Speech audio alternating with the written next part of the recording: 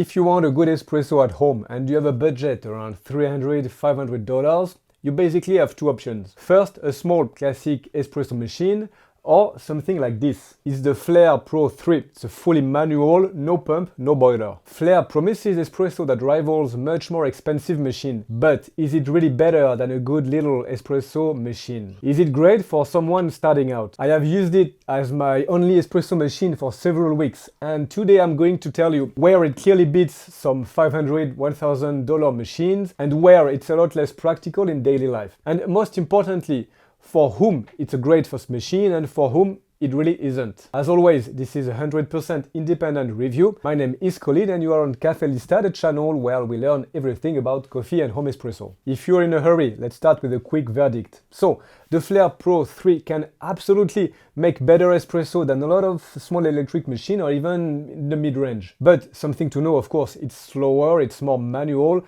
and it's less forgiving if you pick the wrong grinder or the wrong coffee. If you enjoy the ritual, if you live alone or as a couple and you don't mind spending a few extra minutes every morning for making a coffee, it's quite amazing. In that case, the Flair Pro 3 can be an excellent first setup. Now, if you're a parent, if you want 3 cappuccino in 5 minutes in the morning, and anything with too many steps just wears you out, honestly, this is probably not the first right machine for you. But we are going to see exactly why in detail now. Let's start. What exactly is the Flair Pro 3? How does it work? Well, as you can see, it's quite simple. The Flair Pro is a manual lever espresso machine. That means no pump, no boiler, no electronics, just a few pieces. You bring hot water from a kettle. A gooseneck kettle really helps. You put grind coffee from a good grinder. We're going to talk about that again later. And then it's only the force of your arm. The frame is cast aluminum. The machine weighs around 3.2 kilos and it's stable on the counter,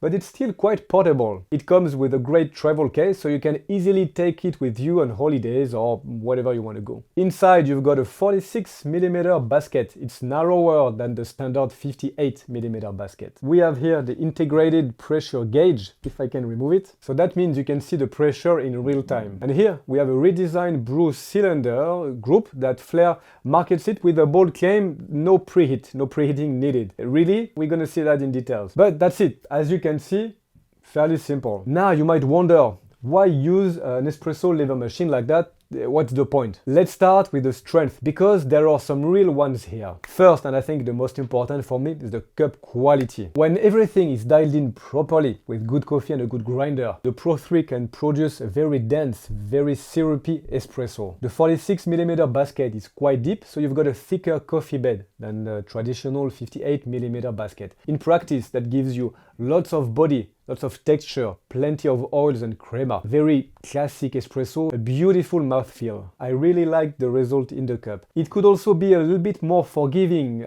with the distribution mistakes. We usually have less channeling with that. You know, where water rushes through the coffee puck too fast. So for beginners, that gives you a little bit more margin. Personally, I love it. It's strong espresso with a really nice texture, really nice body. So here the trade-off, because of course there is a trade-off, you get a little bit less clarity and separation in the flavors compared to a flatter 58mm. But if you like rich and punchy espresso, the kind you don't really get from small appliances, it's a very, very pleasant signature. And number two, why this machine is great? Because of the manual pressure control. And this is a big selling point. With this machine, you are the pump. You can pre-infuse at 2-3 bars. You can ramp up the pressure to 9 bars, and it's pretty clear here. We can see it on the gauge, and then you can let the pressure gently fall around 6 bar at the end of the shot, or you can basically do everything you want. You can get very fine control and can really play with that parameter. Normally, this level of control exists on machines that are $2,000,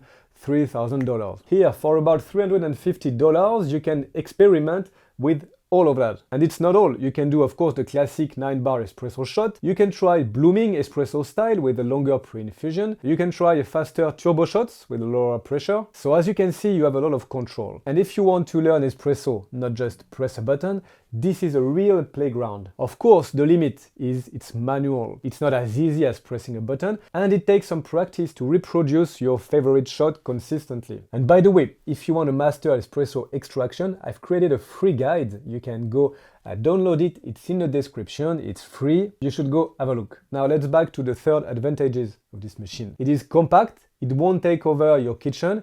It is quiet. Of course, there is no vibrating pump, just the sound of the water and the lever. Of course, you will have your grinder. And something that I also really like, there is very little that can break for the long term. No pump, no boiler. The only fragile part is here the pressure gauge. So basically, you have to be careful with that. No line scale, no descaling, no, that's it. So in terms of in-cup quality per dollar and durability, the Pro 3 is very well positioned. It's a really good price for the result you get in the cup. Now, what do you lose compared to traditional espresso machine? Because not everything is perfect, of course. And this is where most beginners underestimate what they're getting into. First, let's talk about speed and convenience. With a small electric machine, the workflow is often you grind, WDT, you temp, you lock in the portafilter, you press a button, boom, you've got your espresso. With the Flair Pro 3, it's a little bit different. Same idea, a few more steps. You preheat the cylinder, you grind, WDT, you temp, you assemble everything. You pour the water, you insert the piston, you manage the pressure, you disassemble everything, you rinse, you clean. And if you take preheating seriously, it's definitely slower. If you rush or skip preheating with a light roast, the result is not always the best. So making 1 or 2 espresso can be a great ritual. I really liked it. The tactile feeling, the fact that you can really control precisely the flow of your espresso is really nice. Now, making 4 espresso or cappuccino in a row on a Sunday morning if you have guests, a lot of people, not so much. So this is clearly something you need to think about. There is a bit of physical effort. So to reach around 9 bars, you need to apply thoroughly 15-20 kilos of pressure, 30-40 pounds of force on the lever. Most people can do it, but if you have wrist or shoulder issues, again, something to remember. And if the idea of pushing hard for every shot doesn't appeal to you, then it's clearly not for you. You also need to stabilize the base well to avoid the machine tipping forward when you push hard. And then the last point, you'll probably know where I'm going, there is no steam wand. So if you mainly drink cappuccinos or lattes, you will need a separate milk frother. So not a problem, huh? You can absolutely build a full milk drink setup around a Flair, but that means more parts, more steps, more handling. Again, something to keep in mind. Now let's talk about the no preheat function, and it could be quite confusing. So compared to the old Pro 2, Flair redesigned the brew group here. I think they removed around 100 grams of metal from the cylinder, so there is less steel to heat up, less thermal inertia. On paper, that means that you can pour boiling water into a room temperature cylinder. The water heats up the metal and everything quickly settles at a reasonable brew temperature. In practice, well, it works great, but it also really depends entirely on what you drink. If you drink mostly medium to dark roast, you're not chasing super high brew temperature, so that's fine. With no coffee, the no preheat functions pretty well. You can pour boiling water into the cold cylinder, pull the shot, and you get something okay to very nice. Don't forget though to preheat your cup. I think for me it was really important. Now, if you drink mostly light roast, well, it could be a different story. Those beans are sometimes harder to extract and they really like higher brew temperatures. A good thermal stability is also extremely important. If you skip the preheating with a light roast, what often happens is the water hits the cold steel, the temperature of the whole system drops a little bit too much, and your shot could be sometimes a little bit sour. So for me, it's basically the Flair Pro 3 is truly no preheat if you drink mostly medium darker roast. If you want to explore lighter specialty coffee, it would be better to take preheating seriously. That doesn't mean you can do it for medium roast, but the good news is the Flair includes a little silicone preheat piece for that. You set the cylinder on top of your kettle while the water boils, the steam hits the metal, and you end up in a much more comfortable temperature zone. It's not complicated, but it's one more step in the workflow. Now, let me sum up the 3 things that surprise most of the new users, and you need to keep that in mind. The grinder matters more than the machine, so it's true here, but also with other machines.